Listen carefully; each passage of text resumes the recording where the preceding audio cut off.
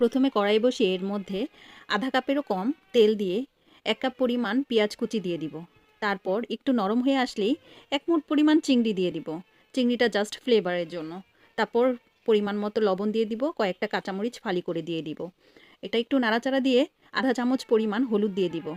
মরিচ আপনার স্বাদ মতো, আমি আধা চামচ দিয়েছি। তারপর 1 টেবিল চামচ আদা রসুনের পেস্ট দিয়ে দিব। অল্প করে পানি দিব। অল্প করে পানি দিয়ে আবার একটু নাড়াচাড়া দিয়ে আধা চামচের মতো ধনিয়া পাউডার দিয়ে দিব। ধনিয়া পাউডার দেওয়ার পর আবার একটু পানি দিব। মানে এটা যত কষবে মশলাটা তত মজা হবে। ভালো করে কষিয়ে নিতে হবে অল্প অল্প পানি দিয়ে। তারপর আমি এখানে 600 গ্রাম লতি পরিষ্কার করে রেখেছি, সেগুলো দিয়ে দিলাম। ভালো করে নাড়াচাড়া দিয়ে লতিগুলো দেওয়ার পর স্বাদমতো লবণ আরেকবার দিয়ে দিব। কারণ প্রথমে যেটা দিয়েছি সেটা হলো চিংড়ি মাছের জন্য, এখন লতির জন্য দিব, তাই 2 বার দেওয়া হলো। তারপর আমি একটু হালকা নিচের থেকে উঠিয়ে নিয়ে ঢেকে দিব।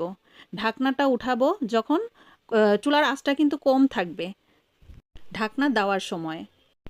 আপনারা খেয়াল করেছেন কিনা জানি না, আমি কিন্তু আর পানি দিব না। এখন অল্প আঁচে আমি লতিটা পাকাবো। তো আমি এর মধ্যে কিন্তু কয়েকবার উঠিয়ে নাড়াচাড়া দিব, যেটা আমি স্কিপ করেছি। তারপর সবশেষে এই লুকটা এরকম এসেছে দেখুন। আমি কিন্তু কম আঁচে 1.5 ঘন্টা লেগেছে এটা রান্না করতে, কম আঁচে রান্না করেছি। সবশেষে আমি ধনেপাতা দিয়ে দিয়েছি। আপনারা এভাবে রান্না করে দেখবেন, লতির স্বাদ দ্বিগুণ হয়ে যাবে আর এই লতি দিয়ে আপনি 1 প্লেট ভাত খেয়ে নিতে পারবেন।